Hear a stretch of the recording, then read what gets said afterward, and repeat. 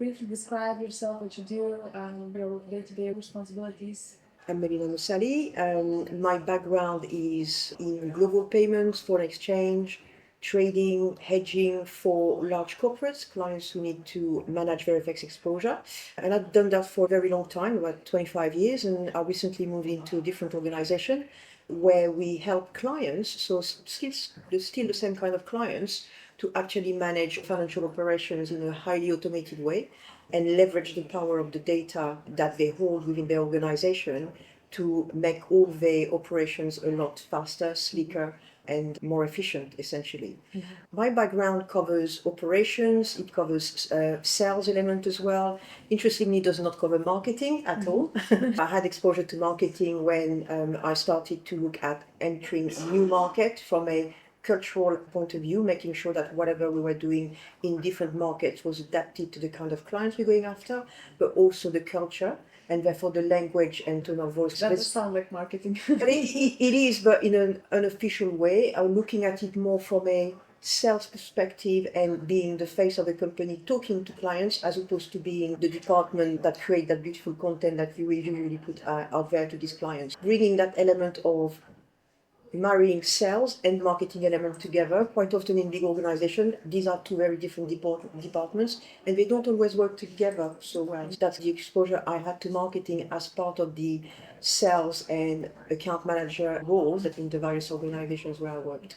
When it comes to your strategy and what you started mentioning about bridging the two silos teams together, when it comes to growing your brand awareness and digital sales or just sales, what is your approach and how do you envision growing using digital means?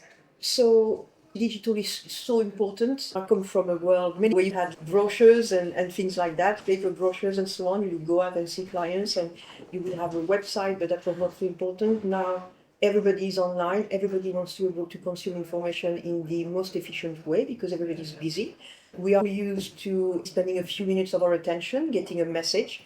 So for me, in terms of strategy for what I'm doing in the organization where I work now, the key is to deliver a message that talks to our ideal client, our clients as well, and our prospect in a way that's meaningful to them so that they can understand and digest the information we give them in a way that is beneficial for them and they want to know more. Mm-hmm. So the digital channels for that are very important, and that's why we run a program where we look at loads of different channels. So we do have LinkedIn, we do have a very comprehensive website as well. We have blogs as well. We do provide white papers. So we look at it from many different angles. And the most important as well for me is to drive content meaningful to clients, bringing answers, knowledge, and bringing information about topics that are important to them. Topics that might not be something for which we have a solution. We have the knowledge as well. We're a very good team of very knowledgeable people. So we leverage all of that to be able to make sure that there is enough interesting content on our website and activities so clients and prospects realize that actually I want to go back to listening to what these organizations got to say because they have interesting information to pass on to me. I can learn from what they're doing, and maybe along the way, some of the solutions might become very relevant to what we do as an organization as well. Mm-hmm. So leveraging all these different channels in an efficient way with today's tool, because we are blessed in today's era to have amazing technology. We are a technology company. We are in Fintech. We leverage technology for what we offer to our clients. And I think we should be leveraging technology in how we communicate with them as well. Mm-hmm. And it's expected. The big shift I've seen personally, and I'm not coming from a marketing background, but the massive shift I've seen personally is the attention span of people we are interacting with. And I'm one of them. I don't have the attention span I used to have before. I like to multitask. I like to look at information in bite size. And being able to come back to some of this whenever I want to. Mm-hmm. So if I'm thinking about a webinar, for example, I don't want to be sitting for an hour. I want a bite size 15 minutes. Quick fire chat kind of set. So I've done my 15 minutes. I had my attention 15 minutes. Then I move on. But if it was interesting enough, I'm not going to come back. It's creating content in that mindset. A big amount of it, of high interest to our audience, mm-hmm. whatever the topic, making sure it's digestible in a way that fits within their day of work, mm-hmm. so that they can benefit the most of it. Yeah. So that's the idea. How did marllm help achieve this? marllm is one of the avenues we use. We do a lot of campaigns using LinkedIn, very regimented in how often we post, the type of topic we post about, the type of format we post into as well, the added activities we do around that. We do have a very nice comprehensive website that provide a lot of information about products and solutions and use cases. Where marllm really helped, because we are an organization that is still scaling. We don't have a huge marketing budget. We don't have a full-flung department in marketing able to spend a lot of time nurturing all that information and creating everything. For me, marllm supported us with a number of things. The first and the most important thing for me to start with, not being from a marketing background, is understanding all the intelligence behind our ideal client, what our competitors are doing very well, and how we can leverage all that information in a way to communicate with our clients in the best way possible. Mm-hmm. Not only is that information provided as a starting point, but beyond that starting point, we look throughout our exchanges with marllm, how that actually evolves. So I know maybe a little bit later we're going to go into what topic interests our kind of audience, mm-hmm. getting some really good insight on what topics are the most successful with the audience that we target is very important, because we can leverage that beyond communicating through digital channel. We can leverage that information in changing the way we post on LinkedIn, for example, on certain topics. Yeah. We can use that information in terms of creating webinars on the topics that interest them. Yeah, and it goes beyond actually creating landing pages with marllm support.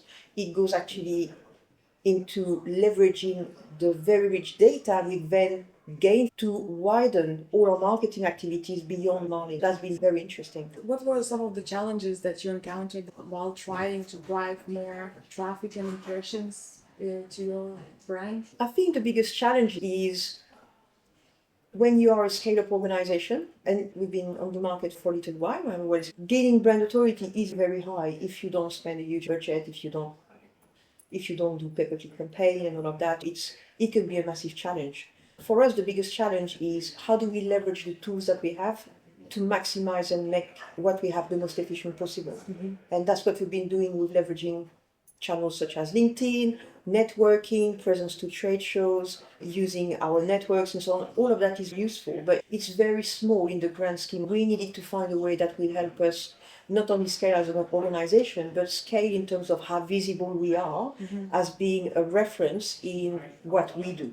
Mm-hmm. And that's the biggest challenge, because we do get people, obviously, the brand is known, people visit us, and so on. How do you create that stickiness? How do you create something that will get them to keep coming back to you, because they know that this is where they're going to find answers to some of the questions they have, not in a salesy way again, but more in a knowledge sharing kind of way. Mm-hmm. People don't like being sold at, but they like providing their own input into a topic, mm-hmm. and learning. And I think providing an communication where we provide a learning opportunity for our audience is critical. Yeah. We could not do that at scale, and we are on our way to be able to do that with marllm. Have you been able to identify impact of marllm so far? So we are in the journey, but we also have started to see how we are getting traction, mm-hmm. in how we're gaining visibility through some of the tools we have used with marllm. Tools being the ability to create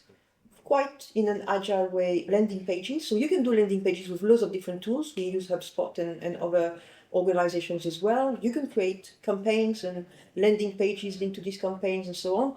That's very well. But with marllm is, first of all, we are able to actually leverage the huge amount of knowledge that we have. Mm-hmm. When we started with marllm, the onboarding was quite interesting, because we had to provide all the intelligence, our intellectual knowledge that we have, mm-hmm. as experts in what we do, to then provide a basis of knowledge that then can be reused in the creation of landing pages. And that was very important. We're not talking about piggybacking on some AI engine that's going to create some article for us because we dropped a topic in there. Yeah.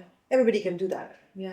The interesting part is that intelligence comes from our knowledge, our intelligence, and yes, it also helps us in terms of formatting all of that Formatting. in a way that is easy digestible, and that's the beauty of it. Automation and intelligence helps us create it quickly in an agile way and publish it fast, already optimized, where we control the content based on our intelligence. We're not going on to not search engines, but AI engines and so on, that's going to create the kind of content anybody can create. There's no value Generic. in us providing any sort of information that is, I can go myself into places and start typing the question and here's the answer and everybody's going to get the same answer. It's not contextualized, missing intellectual value. This is the mix between the two of them that's very important. It has to be human-centric, because if it's not, it's very impersonal. It's not contextualized, and I think what value do you bring if they can find the answer somewhere else and they're going to get the same answer? For me, there's no value doing that. So this is why it's been very, bringing the two together has been very beneficial. Who do you think are ideal users? Who can get the most value out of it in your opinion? So I think for me, people who will get the most value of the platform are people who do have very deep knowledge into what they're doing. They already have very good thought leadership, the kind of content they provide, and they need some help being able to leverage this and format this in the best way possible to reach the target audience that they want. So if I look at some fintechs and so on, and websites of other fintechs and so on, there is a lot of generic information out there. You can find the same information pretty much everywhere. Being able again to contextualize and being very agile in how quickly you provide landing pages and topics on what interests your clients is very important. And being able to leverage the intelligence that marllm brings through the reports that they provide in terms of what is very successful and what is not, allows you to pivot very quickly to change the type of content you're providing. And any organization that wants to go into that direction and become a lot more agile, I think should be looking at how marllm can support. I can't vouch for retail and stores and stuff like that, because that's not really my expertise, but thinking about where I'm coming from in terms of my background, global payments and so on, I can see how that's very useful, especially as well if you are an organization that leverages loads of partnerships around you. That means you also have a lot of intelligence from all partners. I think that's another way to look at how all that intelligence, that is your intelligence, not some AI engine intelligence, it's your intelligence, can be leveraged and maximized in how you then present information to your prospects and clients.